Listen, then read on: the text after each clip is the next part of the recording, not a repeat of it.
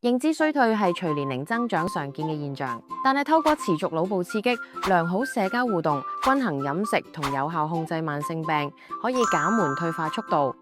部分研究指出，規律嘅認知訓練同埋生活自理活動能夠活化腦神經連結，延緩阿茲海默症等認知障礙。當長者面對記憶力退化或者係認知衰退，建立有系統又有趣嘅日常活動尤其重要。可以考慮由職業治療師上門評估，並且設計個人化活動計劃，